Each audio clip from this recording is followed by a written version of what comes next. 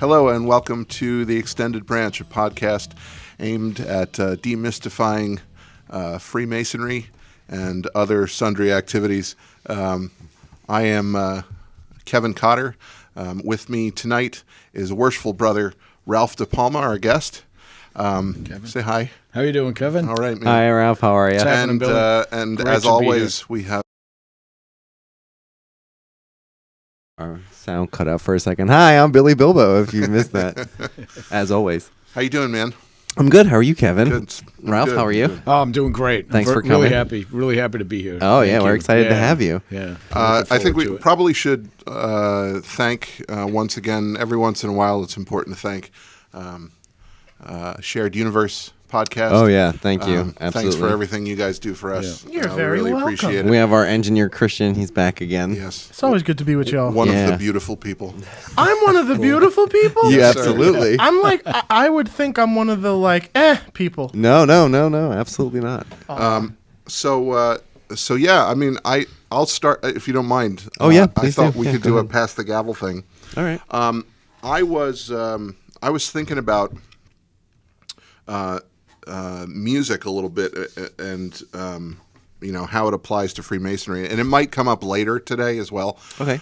So I don't necessarily want to just jump really heavy into the topic, but there's something that becomes more and more apparent as I go through Freemasonry, at least in our area of New Jersey. And I'm putting this out there because I'd like to get some feedback from people. The job of organist, Yes. right, in a lodge is really nice. It's nice to have that addition. But when you go digging through things, probably what would be considered primary source material is either very difficult to find, Yeah. or it doesn't exist, or it's it comes from somebody who is organist at their lodge for a really long time. They had this list, and they this had isn't- they yeah. had a list, or they had some shtick that they did. Yeah. That their lodge got comfortable with over time. So as I go digging, I find less and less, and I do know that there's some things out there, but maybe not specific to New Jersey. So I'm putting that out there, just me personally.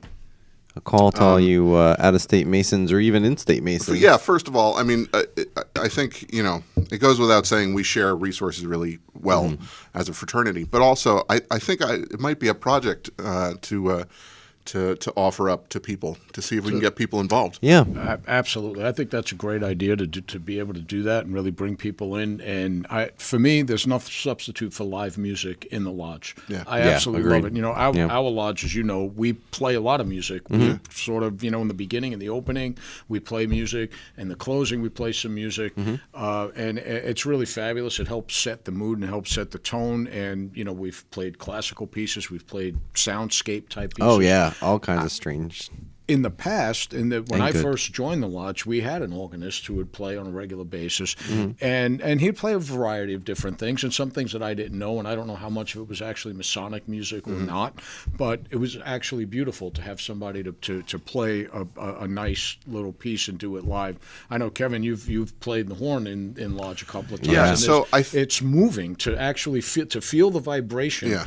of the air while you're sitting in the lodge and you're experiencing the whole opening or closing. It's moving. Yeah, well said. I think it would be really cool just to know that there's some resources suggested. Yeah. The one more thing that I do want to do, and maybe we can take just a second to talk about our disclaimer that we put at the beginning of our episodes. Okay, so our disclaimer goes like this. The Extended Branch podcast is a podcast about Freemasonry, but any of the opinions that we talk about here are our own. They belong to our guests. They belong to us. Yeah. They don't represent our lodge or our district or our grand anything, yeah. jurisdiction. And this is something that we take seriously because the feedback is coming in, everybody. Yeah. So Thank you, by the way. Thank you for the feedback. We do appreciate it. It helps us. And please don't hesitate to share some opinions and viewpoints because it's all, for the good of the order. But it is important to point out that this is an extension of what we see Freemasonry being. And it is not Freemasonry. This is a podcast. Yes, this correct. isn't Freemasonry. Yeah, we're not doing. There's not a Tyler standing outside that door right now. No. So not a real one anyway. Yeah. So, so I just wanted to say that again because it's a podcast. That feedback is really important. Yeah, please. So please don't hesitate if you'd like to give us some feedback. That's great. So I will pass the gavel to whoever would like it. Well, I'll go real quick. Wield as you see fit. I'll go real quick, Raph, just to get some admin out of the way. So, you may have heard last time we have email address where you can get to us. We got bbqs@gmail.com, WEGOTBBQS. And we have our Instagram at The Extended Branch, and we have our YouTube page where you can find us. And also, just recently, it's still a work in progress, but it's up there now. We have a page on Facebook. Just happened just recently. So, hooray for us. Yeah. So if you're a Facebook person, you can go digging for that. It's certainly searchable. The Extended Branch Podcast. Yep. Please give it a like. And again, that's a great place that you could send us some feedback. Like and share, please. Yeah, please do. All right. So otherwise, we're still trucking along with our refreshment time. So nothing new and exciting, really. Same as last time. We continue to practice for next year. Also, let's take a moment and mention the missing person since we're here. Andrew's not with us tonight. It's just me, Kevin, and Ralph. It's just the three of us tonight. Andrew couldn't make it tonight, so we went on ahead. But thank you for setting this up for us, man. And or did you do it? No, Andrew did it. Okay, yeah. So thank you. I don't know if that's a trend. That's I'm always, what executive producer means. Yeah. Yes. Correct. we came up with the title for you, Brother Rizzatello, out in the hallway. Yeah. Long may you reign. Maybe.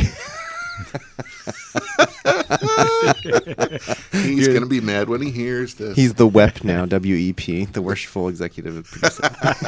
I hope you're having fun with your hooky day. I mean, I hope you feel better. He's sick. Let's be nice to the executive producer means like different things in different industries. Oh yeah, yes. Oh yeah, so he's like if anyone here has ever seen the movie Slapshot, he's like a player coach. Yeah. Billy would like to be referred to as the talent. Yeah, something. Billy's talent. I'll go with Grinder Monkey. That works too. So let's see. Otherwise, one big thing. This is going to be the end of our season. We're going to do tonight. This is our last episode for a little while. Cotter the Gray goes back to school in September. Yeah, something like that. He's a very, very busy man afterwards. So the idea behind doing some seasons is ultimately to frame some content and to get things out to people in a way that maybe has an underlying theme or lets us do some recording for some bigger projects. Yep. So it's all for the people that are listening to this. So please, use the opportunity while things may not be coming out to either provide us with some feedback, go back to maybe some episodes you may have missed, and ask us some questions. And really, I will be very happy to have received something from somebody said, well, back in episode 3 you said this, and then in episode 4 you contradicted yourself. And did you? Well, I'm not going to tell them because it's now it's a treasure hunt. It's an extended branch Easter egg hunt. Don't look at me. Don't listen to anything. Don't pick on Billy. Yeah, leave me alone. I'm sure I contradicted It's not everything. Billy's turn. It's my turn. Yeah, everyone go after Kevin. We all love Kevin. So we have to pass the gavel to Ralph. All right, so your turn. We have a little thing called Pass the Gavel. Any kind of anything you want to talk to us about, personal or Masonic? Yeah, Masonically, I could tell you this is that being a Mason has really changed my life in the most profound ways, and I think it's we talk about making good men better, right? And that's one of the slogans that we use. And I feel that Masonry has made me better. I came in. I'm not necessarily going to say that I was a great man or a good man coming in, but I hear you. You know what? I've learned so much over the years, and a lot of it's just like kind of learning about yourself. Learning things about yourself that you don't really have the opportunity to learn outside of the craft. You know, number one, you're with brothers, and when you're with brothers, there's a certain level of comfort that you get to feel because you know that they're your brothers, and there's not going to be the criticism, or if you feel that you've done something that is wrong or stupid, or that you don't, you know, it's not like in the workplace where you know you do something dumb or stupid, you could get fired, or you're going to get ridiculed. We were just talking about this the other night. The promotion or whatever it is, Yeah. You know, in the lodge, it's like, okay, you know, I have a part to play or whatever. I messed it up, or it was a really important thing and it was during a degree and you made a mistake. It's like, and it's happened to me many times. Me too. A Grand Lodge of Instruction, you know, all of a sudden, like you know everything perfectly until there it is. It's your turn, and I did it once in front of a Grand Master. Was spoiler alert. And I had one of the craftsmen part of something. I just like, I was starstruck in a way, I guess, you know, and it just had happened. But you know what? Afterward, it was like everybody said, "Oh, don't worry about it. No, it's no big deal." Because you know you're beating yourself up over it. But you know, Masonry, I think, is like the only place in the world where that's really true. I mean, it's just true. And everybody that I speak to and have had the pleasure of serving with in a lodge says the same exact thing. So it's you know, you just hear that over and over again, that it's a place where you could be yourself. It's okay to be yourself, and it's a place of discovery too. You know, we're talking about, you know, you mentioned music before. Like one of the things about playing music is you rehearse it, right? And you keep on working at it, and you work at it, and you work at it, and you try to become better at it. Well, I look at Masonry almost the same way. It's like you work at it. There are things that you do. Maybe it's rehearsals, or you're getting ready for a degree, or you're doing, you know, Masonic things that you would do when you rehearse, and you want to get better at it. But it's a lifelong pursuit, the same way I think music is a lifelong pursuit for most people that play. It's something you just want to keep on doing it, and make yourself better. So I mean, I you know, one of the things I learned to do is be a more patient person. I'm probably still, if my wife sees this, she'll probably laugh. So you're not a patient person at all. I'm reserving comment for myself. But you know, I plead the fifth counselor. And it's just Same. Go and especially going through the chairs and you know, having served as master, it's like so much you learn about yourself on the way. I remember we had a junior warden's trip, right? So and our lodge, we've historically done the junior warden trip. We didn't do it last year because of COVID. But you know, and we've had great trips, and it's really a chance for the person sitting in the junior warden chair to plan a trip, be in charge, feel what it's like to be a leader, feel the pressure of being a leader, but also getting the experience of doing it and really starting to set them up for their year as master. And it's a wonderful thing. My trip fell apart. It was, and I had worked really hard to plan it. I was so psyched about it. We were going to go into New York, and you know, we had a bus that was going to take us into Manhattan. We go into the Grand Lodge in New York. I had a tour all set up. I had coordinated with the Grand Lodge in New York. They had sent somebody special down to give us like the insider's tour of the lodge. We were headed down to Francis Tavern. I had reserved a room down there. There were a couple of other stops along the way. We were going to talk about the Revolutionary War and Masonry and George Washington, his inauguration on the Masonic Bible, and try to get into Federal Hall. Anyway, waiting for the bus doesn't show up. I'm making phone calls. The bus place is closed. I finally get through to somebody, and they say, "Oh, we thought that was tomorrow." It's like, tomorrow I have all these guys, and I'm literally turning red. Now I'm trying to, ordinarily, under any other circumstances, I probably would have just blown up. I would have lost it. You would have been totally empowered. Yeah, I would not have stopped you. I managed to hold it together. Why? Because of the brothers. And you know what happened? The guy who was Worshipful Master, he said, "You know what? Let's all jump in our cars and we'll go anyway." And we got 7 guys to drive. And we did a caravan into Manhattan. Oh, that's great though. We get to the Grand Lodge. We were late. Now the person that was going to give us the tour had just left. So, oh my God, now what? Like the security guard wasn't going to let us in, and we explained everything to him. We couldn't get in touch with anybody from the Grand Lodge. He said, "All right, you know what? I have a janitor who will let you in, and you can walk around. He'll take you around a little bit. So the janitor took us really behind the scenes, literally behind the walls. He knows all the secret rooms behind and the walls because these beautiful great. facades that are built. And it's like, well, come great. around here and I'll show you, what it looks like behind the wall and how it was built. Oh, so cool. Well, he couldn't really give us any Masonic information or education because he Unfortunately, wasn't a Mason. He's like. He goes, you guys know that stuff. Yeah, right. Yeah. I could tell you about this building, and it was really, really cool That because is really cool. it's an older building, and they've done amazing things in there. Yeah. And to be able to see it and get the insider's tour was great. So that was a great learning experience for me because it was really something that was a complete disaster. I think without my brothers, I probably would have just given up. I was ready to quit. I was No, but ready it's a to nice throw in the towel. It's a nice memory. Oh yeah, absolutely. Really. It was Definitely lemonade from honestly, that, yeah. Personally, it was kind of life changing because I learned something that day. I learned something important about myself and about the craft and about the brothers. So that is something that I think everybody gets at least one of those experiences as they it's go true, through it. yeah. That's great. I'm sitting here. I'm going. I have two. Like I have 2 times where I forgot things. That, Yeah. I got a couple. That's really cool, man. Yeah, that's great. That's a good one. Definitely a great story. I'm sorry I missed it. I think the caravan would have been more fun than the bus. We did a bus to Boston, and it was fun. I'm not gonna say it wasn't fun, but there was a lot of snoozing, a lot of sleeping. Yeah. you know. Well, when in Rome. Did you Nappy. come on the Washington trip? No, I wasn't You in. weren't- Yeah, you no, weren't I in. was still a So, petitioner when we did a that. Washington trip. That was in my year as master. As master, And, yeah. John Perry had planned that. He did a great job too. That was an awesome trip. The year before we went to Gettysburg. That was Nick's trip, and that I was still another hear about that awesome, all on the that time. trip. That was a good time. Yeah. I still hear about that Yeah. trip. So, all right.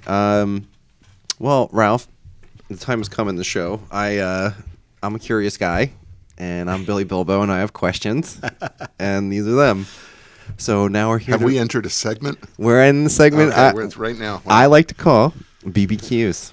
So, my first question is, you mentioned in passing a couple times, you were Worshipful Master. So did you? I always like to ask this. Did you go the traditional route through the chairs, step by step? It's a good question, and the answer is yes and no. So when I started out, I was raised. When was I raised? 2000. I came in 2007. I was raised in the very beginning of 2008. And they put me right into a steward's chair, like a junior steward. Me Whoever too. was the Yeah. junior steward that year had other obligations, couldn't do it, and he was gone. So they put me right in, and I was, kind of trial by fire. It's like, okay, you're junior steward. And Welcome and to that's it, yeah. Yeah, exactly. And that was a good experience, actually. And they were kind of like light on me. They didn't like say, okay, you have to stay and clean up and do all this. They were very understanding. I think in a way grateful that I was sitting in the chair Doing such, it, without really any notice, and I enjoyed it, and I loved it, and I loved coming, doing the rehearsals. I was really took to it. The next year I was chaplain. Then the year after that I was junior master of ceremonies. Oh, that's a little weird. Of a After jump. that, then I had just a lot of things going on in my own personal life. I had problems with work, and then was eventually laid off during a financial crisis. And I stopped coming to lodge on a regular basis. I mean, I was one of those guys. I was like an every week guy, no matter what. Every week I came, absolutely loved it. And I just couldn't anymore. And then I kind of fell out of the habit, and that's a thing. It's hard to keep the habit, and when you fall out of it, it's very easy to keep the habit of not going. Yeah, that's true. And I try to always tell guys, come back and try to get the habit going again. Because once you do, you realize how much you missed it or you enjoyed it. And it was honestly, it was a stressful time for me, and I was home a lot. And my wife used to tell me, why don't you go to the lodge? You would come home from the lodge, you were always happy. Like you're sitting around here on Tuesday night, and you're not really a happy person. Why don't you go back out? Go. And Leave come me, back? grump. Yeah, exactly. Come back and be happy. And so I started coming back, and it was the first time when the first time that I was gone for a few months maybe. I came back, and the guys greeted me like I was like this long lost guy and some like famous movie star or something. At first I thought it was a joke. I'm like, are they teasing me? Are they kidding me? Because I hadn't been here in a while. Right. It's like, hey, it's great to see you. Welcome back. That's We're so great. glad you came. I really was like kind of a little self-conscious about it. I'm like, are they teasing Is me? this a or joke? Are they Yeah. real? But as time went on, and I wouldn't show up for a few weeks or a month or whatever, and then I would make my appearance or whatever. It kept happening. It was always the same guys, and I realized that's when I really realized how real it was. You know? I mean, I'd already been in now for 2.5, 3 years, and it really meant something to me. And then little by little, I started coming back, and then at that point, I became I think junior deacon, and then from junior deacon, I went right to junior warden because the senior deacon had to drop out. Oh, so you did jump a little bit, but that was kind of like the big leap from. And then from there, you can't really jump from there unless it's one. Well, I mean, it had happened to in fact, the Worshipful Master that when I came back as junior deacon, that Worshipful Master, he asked me, he knew that it was a possibility that the senior deacon might not be junior warden. Yeah. He said, that's a real possibility. That might happen. Are you prepared to dedicate like the next 4 years to this? You're going to be junior deacon this year. Coming every year. Senior, junior warden, then you had senior warden and Worshipful Master. I want to know that you're prepared. And he was very adamant about that because he had been junior warden when the senior warden had to step away. So he went from junior warden right into the master's chair, and it's a tough transition. That is rough, especially when you're not ready for it. If you know what's a lot. coming, but to add, to get the surprise in December or November, whenever it was, it's a little scary. Yeah. These conversations typically, are ongoing across maybe even a couple of years with people, and people do things differently, but a lot of people ascribe to this idea of a progressive line through the chairs, and it really is important. It makes the time in the East, I'm sure, a little grander, knowing that you can look out at the room and look at every chair that you sat in before. Yeah, it's true. And at least on that level, you can relate to your officers easier. I mean, it's a beautiful thing. I mean, I remember very clearly the year that you spent in the East. It's near and dear to my heart. It's one or more than one of my degrees were that year. So yeah, man. That's great. I think it's great. Yeah. Go ahead, man. All right. So my next question I have for you is a two-parter. So those of us in the lodge know you are a musician. You have a band that actually played at our barbecue this year, Bad Gunther. Yes. You are now the third, our hat trick of Bad Gunther having been on the show. Yeah, for booking, you can go to the Extended Branch Facebook page, and we'll put you in contact with Bad Gunther. Yeah, just mention Bad Gunther rocks my world, and we'll get you into That's right. So my question is, were you interested in music before becoming a Mason, and then going through our degrees, did that make you think a different way or spark something that you hadn't thought about in music? First of all, yes to the first question. I was interested in music long before I became a Mason, but I didn't actually start playing until like later on in life. I was interested as a child, and my dad played trumpet. He was a trumpet player. Cool. My grandfather played cello and he sang, and he my grandfather actually did it professionally. He used to go around like the Catskill circuit and stuff like that. Oh, cool! Way cool. back in the it's a lot of work in the then. 20s. Yeah. In the 1920s, he was doing it. And my dad didn't play professionally, but he liked to play. And cool. my aunt played piano, so they all had like these musical abilities, but I was interested in it, but for whatever reason, my father and mother never really indulged me in it. My mother loves music, and she danced. She was a dance teacher, but for whatever reason, they never really went out and bought me a guitar or anything like that. My dad tried to teach me the trumpet. I learned a little bit, but I didn't really like it. I didn't take to it at all. And that was it. And I went to high school, and at that time I'd become this huge Beatles fan. And Wow. It's already kind of past the Beatles era now, but we're in the mid '70s, late '70s, so somewhat still relevant. Yeah. in a way. Yeah, sure. And become a huge Beatles fan, and meet a friend of mine who's become like my lifelong friend, and he convinces me to buy a bass because I'm left-handed. And he said, "You got to be Paul, and I'm going to be John." And I'm That's like, right. I don't know. Hell yeah. I don't know. And I had a very cool English teacher who was like, she must have been in her 30s, maybe mid 30s. She seemed ancient to me at the time, but was younger than most of the other teachers that I had. And she was very cool. And I spoke to her about it. I asked her about it, and she was very realistic about it. She was like, "Why don't you just try it? You have nothing to lose." You said, I think I bought a bass that was like a $40 instrument. She's like, what is it, $40? Like, try it. If you don't like it, you don't have to keep doing it. Yeah, It's exactly. like, okay. And then I picked it up and I never put it down. Oh, and that's that, great. That was Yeah. it. It was That's the like best. love, just pure love. That's great.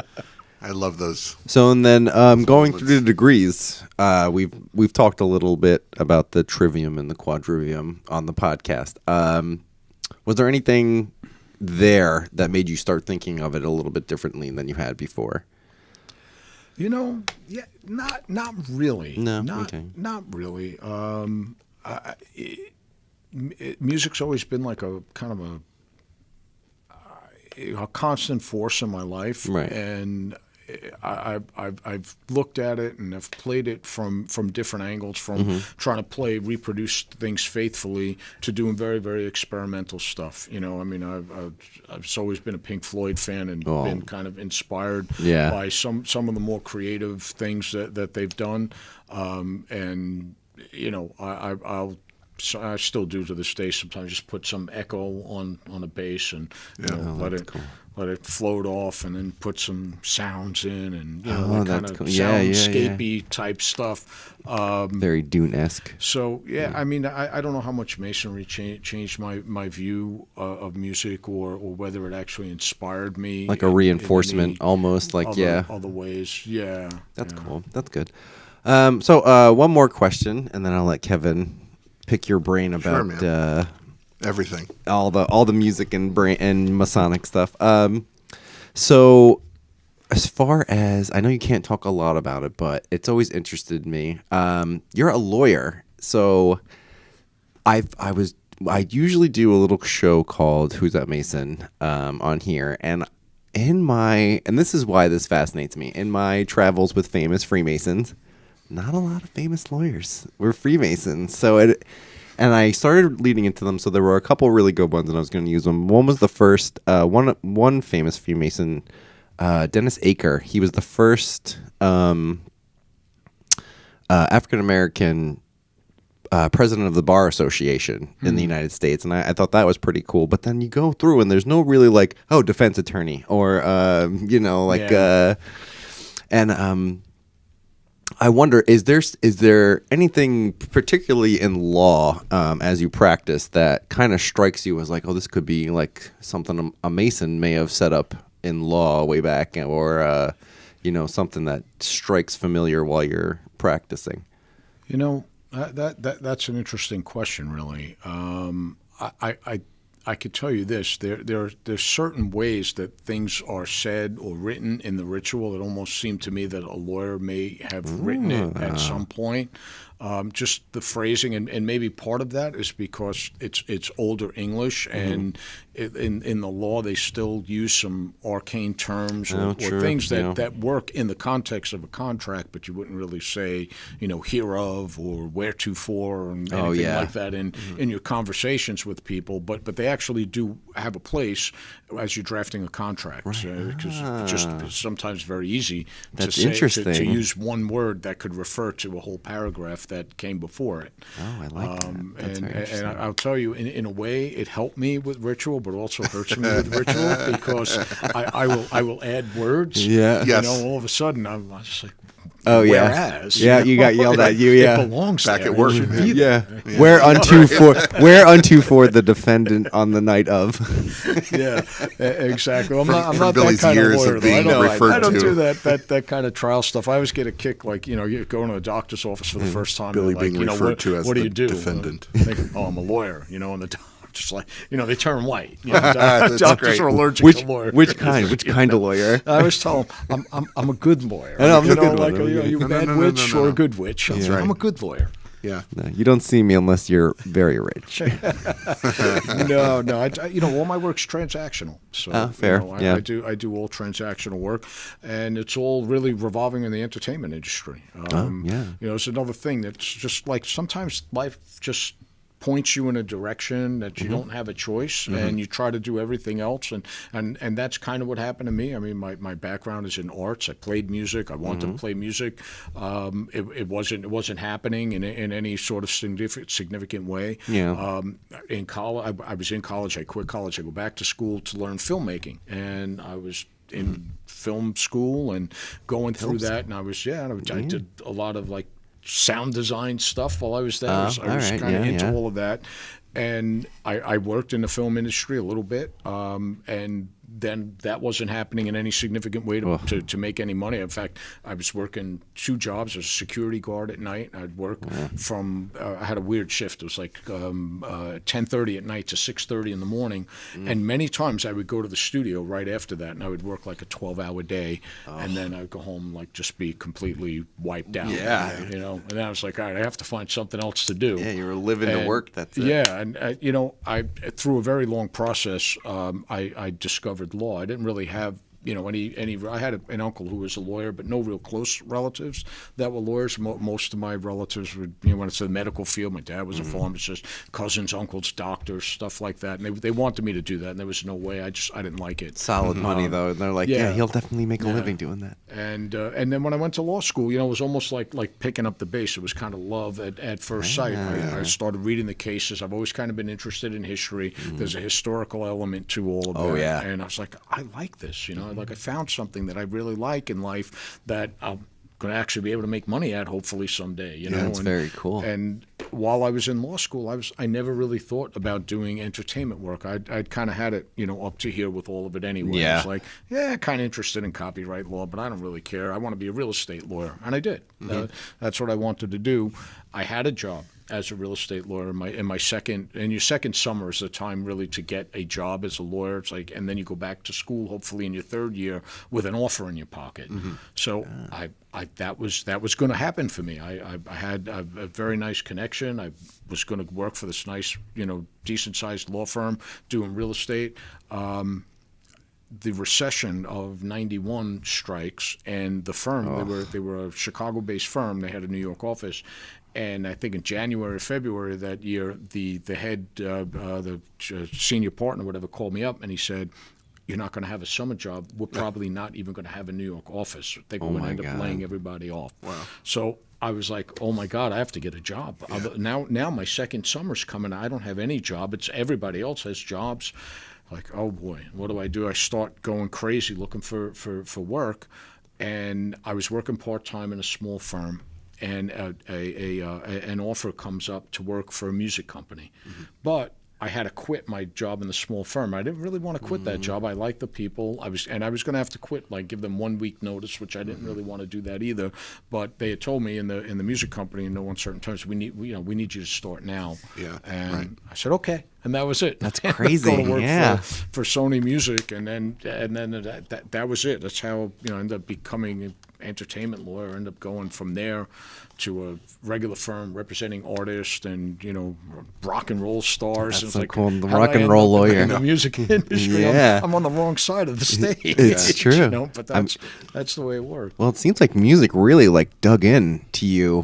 Whether you had no choice, you were always going to do something with music. I tried to get away from it, and I made a conscious choice to get away from all of it. And it still found you. And I'm in it, and now I don't do nearly as much music work. I do film work.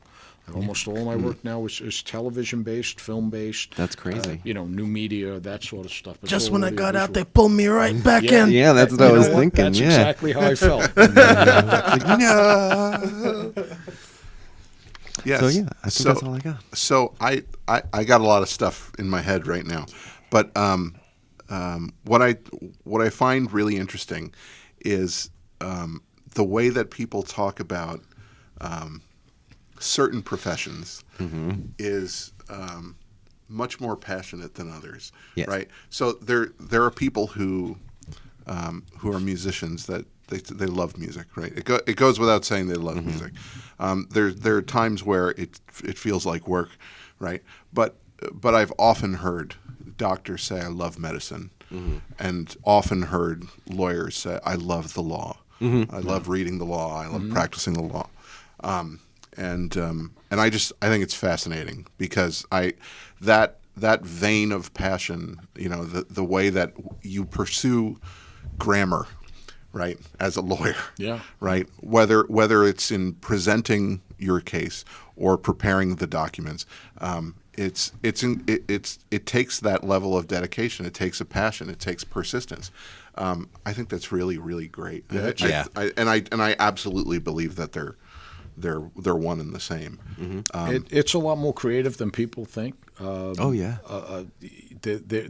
really a lot of creativity that goes into it. Whether you're on the trial side and you're trying to come up with a way to tell a story. That's what trial lawyers do, right? You need to tell a story where your client is going to either get off or they're going to win the case or they're going to be able to defend the case. So you're crafting a story. When you're crafting a document, it's not really as exciting as telling a story, but a lot of times you're thinking about, well, how do I position this in a way that if X, Y, or Z happens, my client won't be liable or the other side will be liable, or how do I protect somebody or how do I, draft something where maybe something is not as obvious as you don't want it to be obvious for whatever reason, or the client doesn't want to hit somebody over the head with something. It could be very creative. Yeah, and, that's kind of like a puzzle almost. A word puzzle. Absolutely. Well, it's funny when you were mentioning it before. You're like, I don't know if there's a lot of Masonic lawyers. Like if you go back a couple centuries and you're talking about, Ben Franklin. You're talking about. That's true. Yeah. Like they had to learn the law. Yeah, that's true. They had to. Be lawyers, I mean, some of them, they maybe started in law and then they went to medicine, but it grew out of exactly what you were talking about before. They were schooled in everything. It was 7 liberal arts and sciences, and the lawyers at the time would have spent so much time just on those first 3 points. Absolutely critical. So this is not a mistake when it's included in Freemasonry, and I think that's important for people to understand. So, for example, I'll do a quick little commercial for the band, right? All right. So the band is Bad Gunther. We're going to say it again, all right? We're going to say it again before we finish too. But the fact that you guys have a band together is just so cool. It really is, because you've got people in the band who have been career musicians, right? As a second career, have unbroken line of performances for many, many decades. You have people who have come back to playing their instrument, right? Which is fantastic, and is something else I wanted to talk about.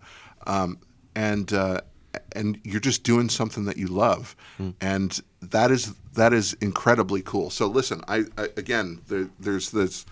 I'm getting on this habit of giving Masonic homework to people. Well, one of the cool things about Bad Gunther is that there are 3 brothers in the band, and then one of my Masonic brothers, his real brother, real brother, blood brother, plays guitar, and the other person in the band, keyboard player Billy, has been best friends with Kenny, our brother, and Kenny's brother since childhood. So it really is a family feel, and tremendous. And not only are those guys really accomplished musicians, and they've played, for years and years. They played up and down the shore at some of the best venues on the Jersey Shore, and these guys are super talented. And for me, it's like an honor to be able to play with guys like that. But the usual kind of band stuff that goes on with bands, and I've been in dozens of bands in my career. It's not present because we're 3 of us are Masons. And, right. There's none of that. Not that. And the brothers get along. It's not like Dave Davies and Ray Davies. They're not swinging at one another. Oh God, poor Ray Davies. No, it's ruined really, everything. Really cool. So the thing that I wanted to just mention, because it does come up a lot, especially for adults, where it's no secret I'm a music teacher, so I will have a student come in, join the program, they're doing well, this and that. Eventually, you meet parents and the rest of the family, and someone will come up to me and say, "Oh, I was in the band in school, but I stopped in 8th grade." I was like, "Really? What happened?" Mm-hmm. And they're always like taken back by that. And also, Why would you ask me what such a happened? thing? Of course I wouldn't Did do you get band. mugged and they stole your saxophone? Like, what happened? Like, did somebody broken in your house and took your viola? Yeah, it was- right. So like, what happened? Well, I wanted to do this instead. Yeah, but it's a piece of you, and it's an important piece of you. can't lose it, yeah. Whatever. And I'm not saying that people don't have, their loves and their talents and they want to specialize, right? But I love baseball. Baseball has always Fair. been there. I never played baseball as a kid, but I love baseball. I still know how to baseball, right?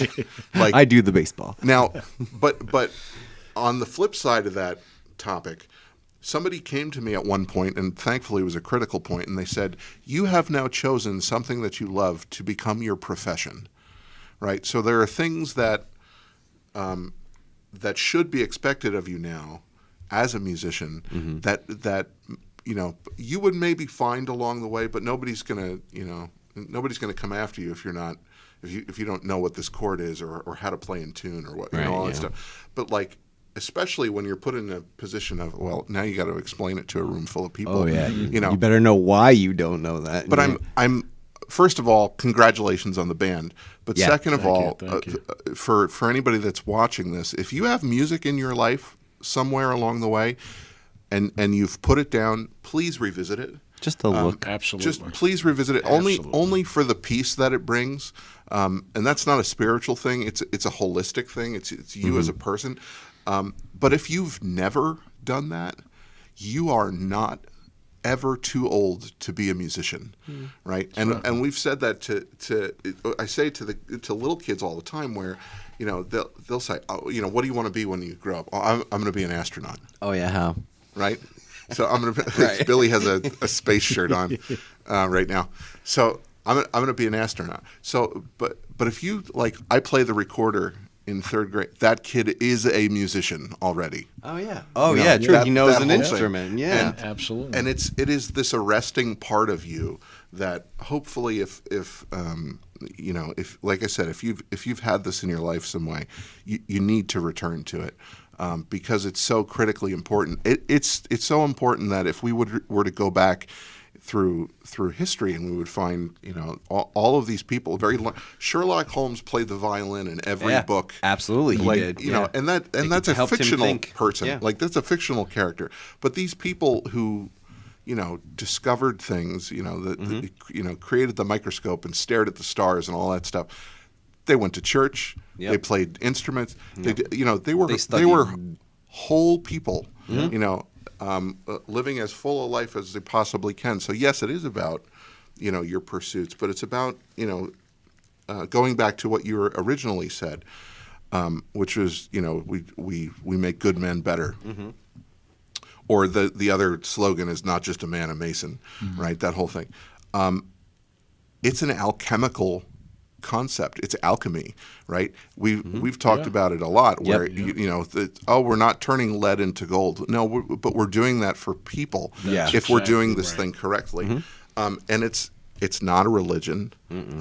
It's not a philosophy. It's this amalgamation of all of those things, and I think it's great.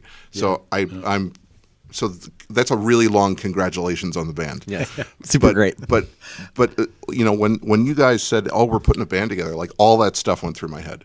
So congratulations. Yeah, well, thank super you. And, we played the Lodge. We're going to be playing, it looks WBQ? like September 18th at Heights 27 in, in Spring Lake. Oh, Yep. yeah. A bar is owned by one of our brothers, Yes. Yep. by Bob in Ocean Lodge. And, we're looking forward to that. It's going to be great. Yeah. We got actually, I think this morning is when we got word that we're definitely going to do it. So, Oh, that's very cool. Yeah, September 18th, I think you said. Yeah, September 18th. So hopefully people will come out and see us, Yeah. and it'll be a good time.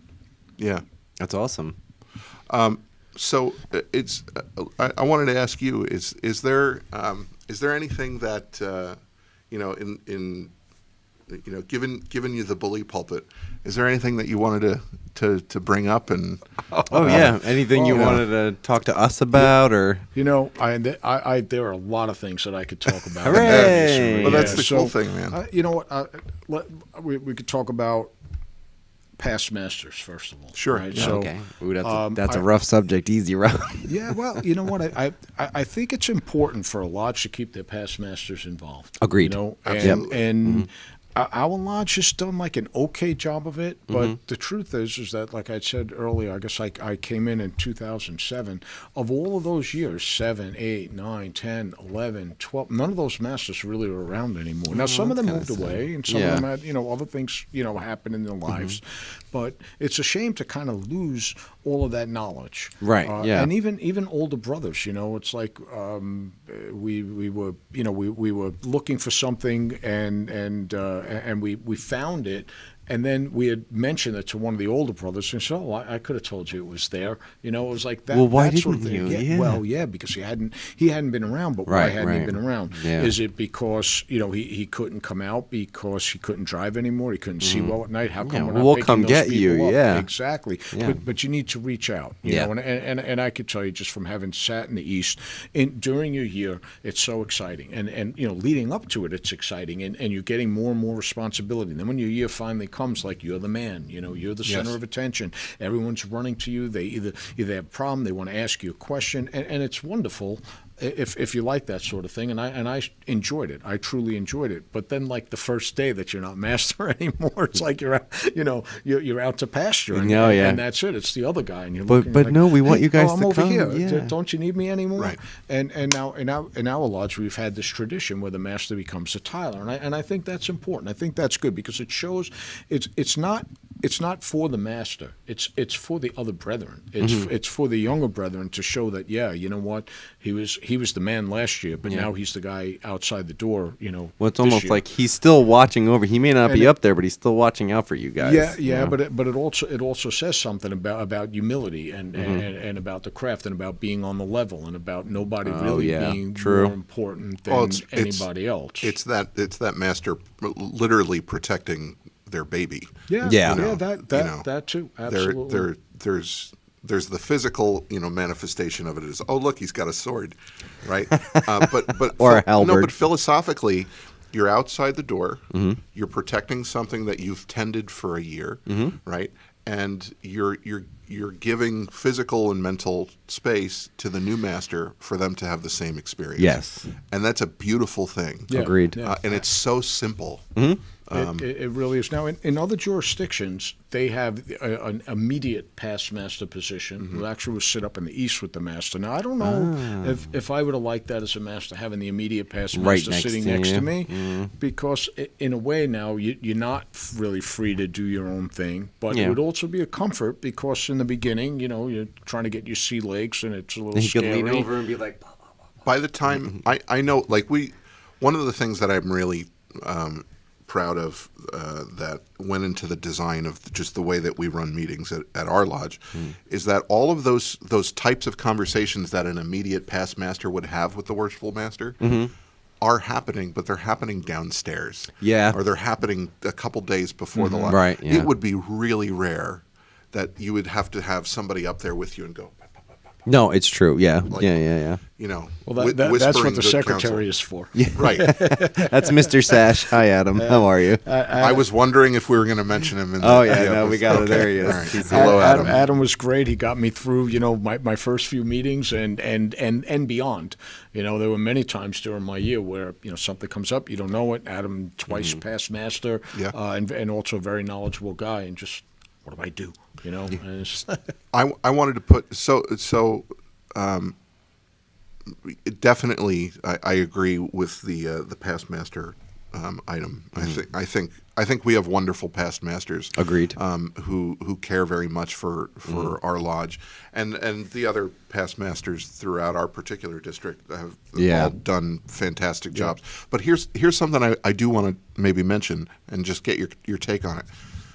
Is there something that we could do as the officers or the brethren of the lodge that would help to ensure a past master doesn't experience that inevitable burnout?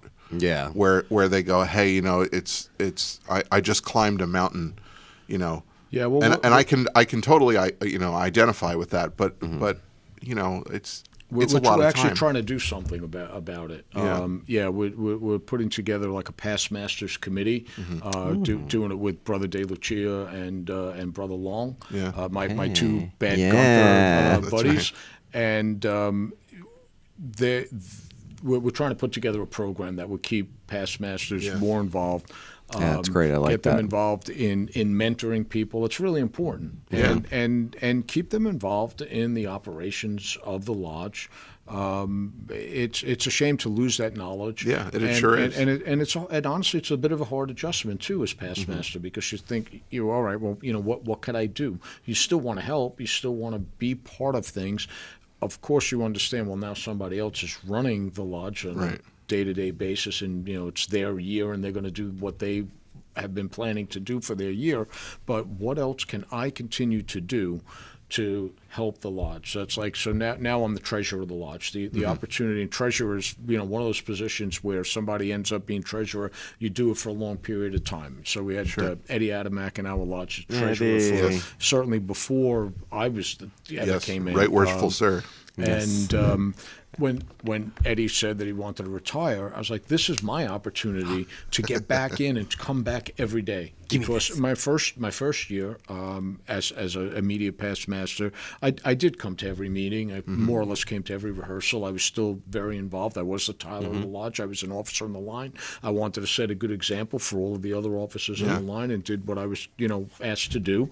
But then the following year, just started dropping away again a little bit, and I'd find, you know what? I'm tired. I'll go home and have a sandwich. And it's very easy to stay home. Yeah. I mean, there's so many distractions. You keep a at Tuesday home. to yourself. Yeah. And I would find myself missing, a few extra meetings, and then the following year I missed even more, and I really didn't want that to happen. I was trustee, so I still had responsibilities. They're still calling you, And that's another sort of tradition that we've had, where the past master runs for trustee and usually becomes trustee in the year after their master, and I think that's also important. It's another way to serve, It's another way to serve. Keep someone involved, keep them interested, and keep their eye on what's going on in the lodge. It's important. Like, we don't talk about the finances. It's not something that I don't encourage it to have like meetings about it and everything. But people need to watch it, and we need to make sure that the lodge is able to run. That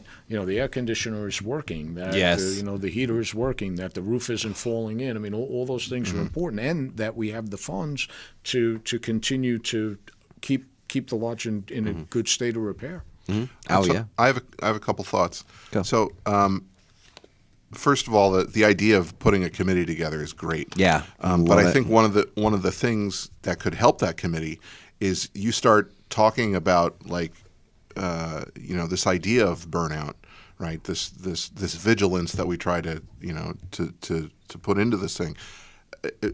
Now he's taking a drink. Right.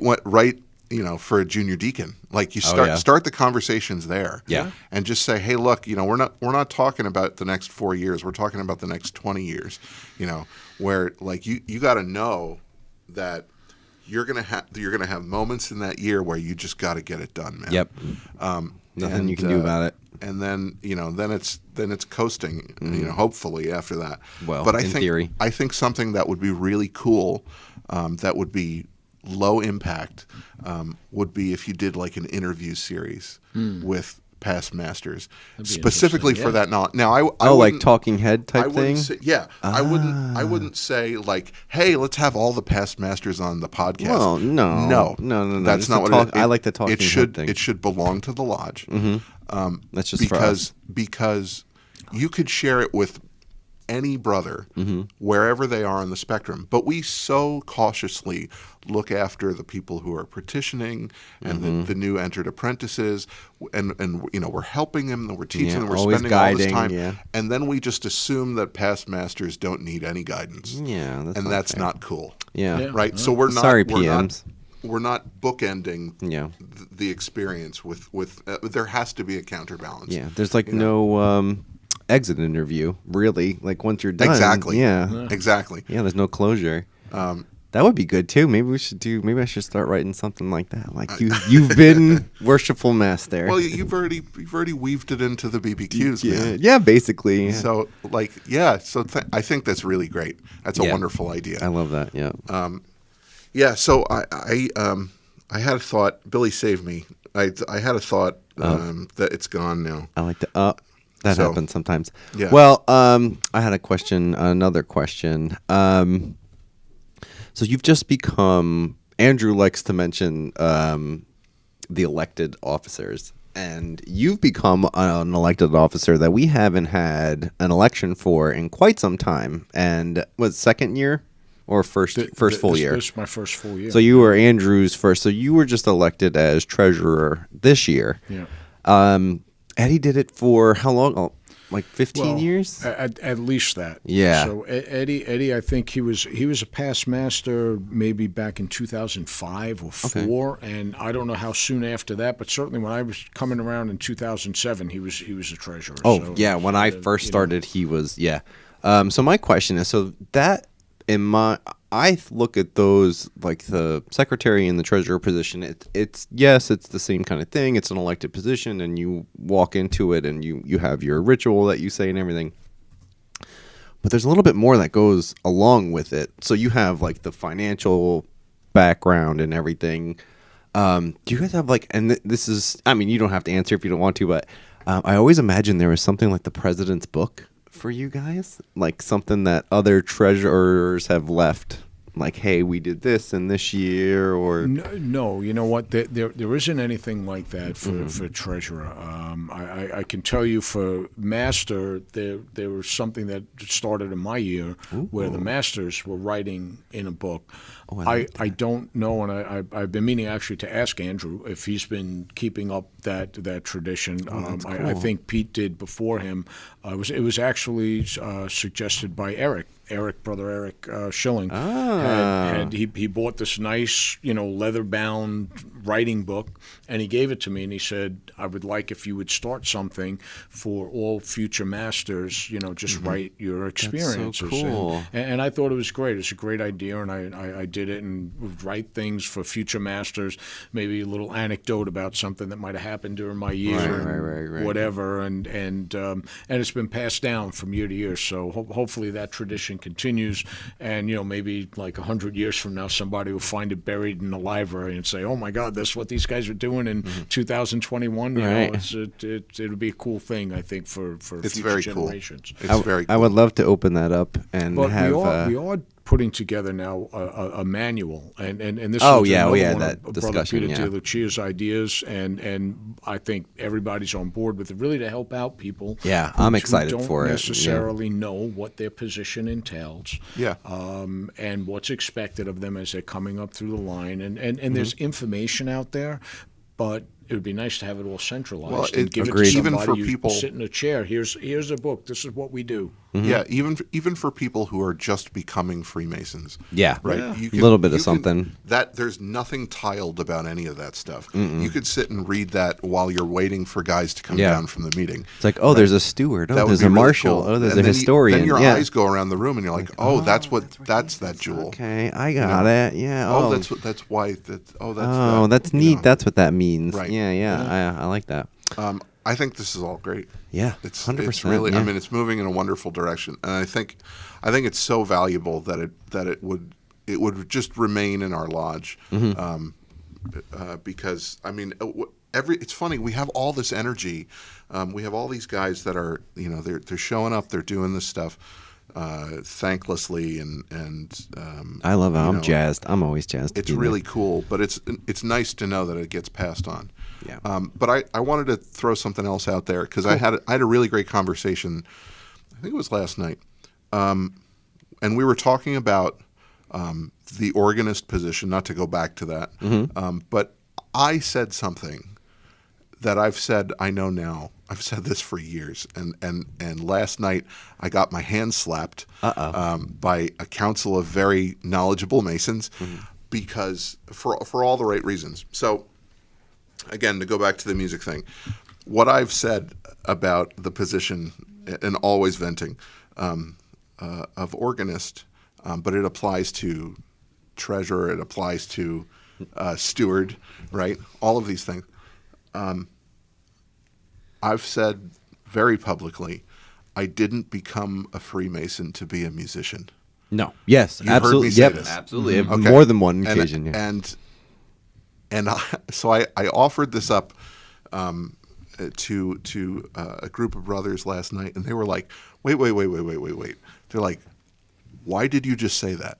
And I said, well, I'd like this to be, something separate from music. It's not my and they work. said, yeah, but you've got all these people who show up and they're doing things for the lodge. If it's within somebody's ability to help out in a particular fashion, if they can swing a hammer, I know that I'm not going to be doing that. But I realized in the course of the conversation that I was the only obstacle, right? I was the only obstacle in making that the switch that there. reveal to myself, where that you've served in the East, and now you're sitting as treasurer. Let me ask you a question. Is it something that you feel that it would be work to sit and be the organist in the lodge? And No, not at all. And that's the part of it that is interesting to me, because I don't know where that sentiment came from or where it does come from. I'm not going to deny that I've said it many times, but it's not something that I after last night, after this conversation we had, that I can keep saying, because I realize big trouble. I realize it's one of these things where, well, if that's your skill set, why wouldn't you act on it? Yeah, exactly. It's true. Well, there was a time when I was relatively new in the lodge, and they were amending the bylaws, and I offered help, and they didn't actually want my help, and I was a little insulted by it, because I was like, you know what, guys, I'm a I lawyer. do this for a living. Yeah, I'm a lawyer. I write bylaws, and I was doing a lot more corporate work at that time. I was like, I write bylaws, like I know how to do this. I can really help you. Yeah, I think again, it's alchemical. It's one of these things where I guess my little, Masonic revelation was, hey, Kev, why don't you shut your mouth and be thankful, because there are people who are sitting in that lodge who can swing a hammer, who can balance books, who can do all those things that I can't do, who are listening to whatever music is being supplied, and they're like, oh, that's really nice, and it's and I don't. That perspective is lost on me, because you get so tunnel vision with what you're doing. So I'm a recovering Freemason every day. I think is what I'm saying. Well, thanks, brothers, for making Kevin be a better I really man. appreciate it, Brothers of Ocean Lodge. Yeah, that was great. It was a great evening. But yeah. So I mean, we could talk about so much more stuff. But I think it's really great, to have you on, and thank you so much. My pleasure. I'm going to, I guess we're going to wrap it up, right? Yeah, I think so. The end of season 1. So, Kevin, thank you so much. Yeah. A million times. I cannot thank you and Andrew a million times is not enough. I never thought we would get as far as we've gotten. These 13 episodes. Is it 13? It's 14. Yeah, it's 14? That's okay. why I wanted. All right, this is episode 13. It's actually 14, but I wanted to end on a lucky number. Yeah. So, like an elevator. Yeah, I cannot. A hotel. Yeah, hotel with 13 floors. Yeah. But yeah, all the guests that we've had this season, everybody, thank you so much for coming in. Everyone that's given us feedback this far and helped us, make this, something that we look forward to when we come. This is definitely a wonderful evening for us. We hope you enjoy listening. We will be back. We're not going to be idle this whole time. We have a lot of ideas coming up. We have a couple big things. I personally have pitched a couple things that are coming up next season. So definitely be on the lookout. We'll do our last little bit of admin. Again, right now, our new Facebook page, it's live. It's on there. There's not much to it, but definitely like, share, and subscribe, and let people know. It's The Extended Branch on Facebook. We have our Instagram. It's at The Extended Branch. Our YouTube page is Olive Branch Lodge 16 on YouTube. And finally, we have the email, which you can also access. If you go to the Facebook page, it'll send an email right to our We Got BBQs, WEGOT @gmail.com. I'm sorry, it just makes me laugh. Yeah, I know. I love it. That's why I keep doing it. Yeah, I think that's really all I got. So I can't, I'll say it one more time. Thank you, Andrew. I know you're going to be listening to this. Thank you a million times for helping make this happen. Kevin, same. Thank you so much. Yeah, Billy, I mean, I remember the conversation that kind of started this whole process, and then when we included Andrew as well, it just caught fire. So I'm really proud of this. I hope people continue to tune in on this. We got a lot of great stuff planned. Yeah, get ready. It's going to be fun next I'll season. tell you, congratulations, guys, on the first season. Oh, It's thank you, really Ralph, so amazing. much. Thank you. It's a fabulous thing that you're doing, and it's great for the lodge. It's great for Freemasonry. I think it's really important that we get out there and do this and put these things out there and let the world see, and hear what's going on in the lodge. We're just regular guys. Remember, everyone, we're just regular guys. We just do regular stuff. We don't control the world. No, I I wish we did. I'd be a billionaire or something. That's right. We just have really good PR teams. Yeah. So I want to thank Worshipful Brother Ralph De Palma for being our guest this evening. Thank you so much, Ralph, for coming. It's been an honor to have you. Thank you. Yeah, definitely. He's very pleased to be here. Thank you for attend the lodge with you. Oh my, yeah. You always make practice fun. It's really great.